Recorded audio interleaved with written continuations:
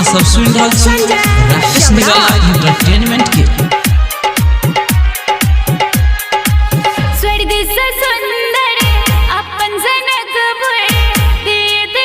Mixed by DJ Rakesh Nirala Taha।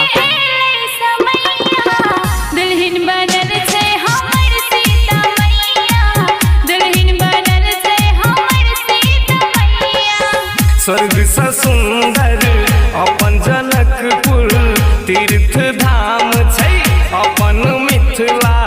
विवाह पंचमी के एलै समैया दुल्हन बनल छै हमर सीता मैया।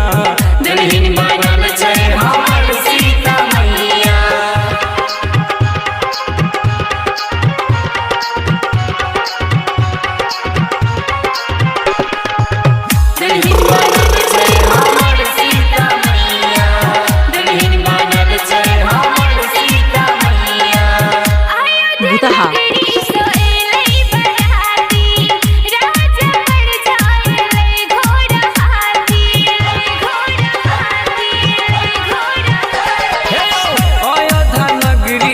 सब सुन रहल छी राकेश निराला एंटरटेनमेंट के।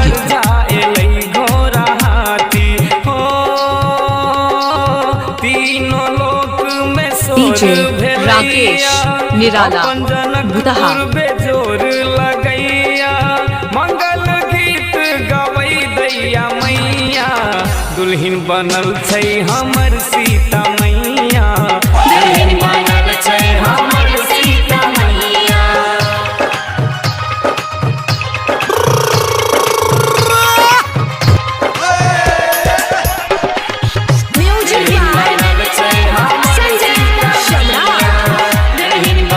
DJ Rakesh Nirala Taha।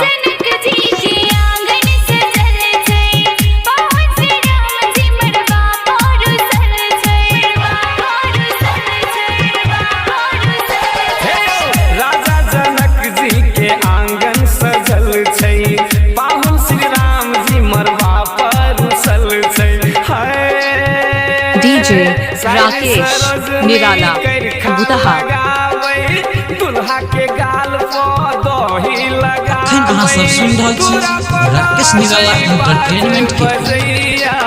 दुल्हन बनल छै हमर सीता मैया। दुल्हन बनल छै हमर सीता मैया। Music production Janakpur Dham Nepal. Mobile number 9814890493।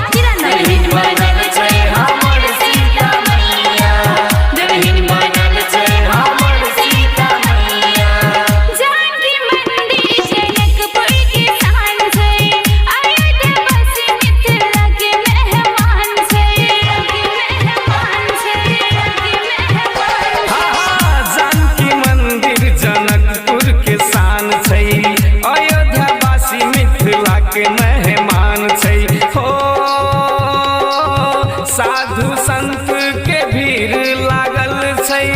विवाह पंचमी के मेला लागल छै।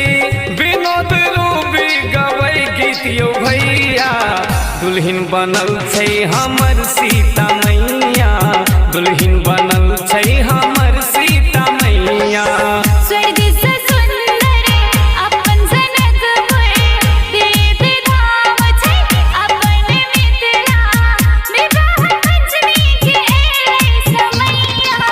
दुल्हन बनल छै हमर सीता मैया।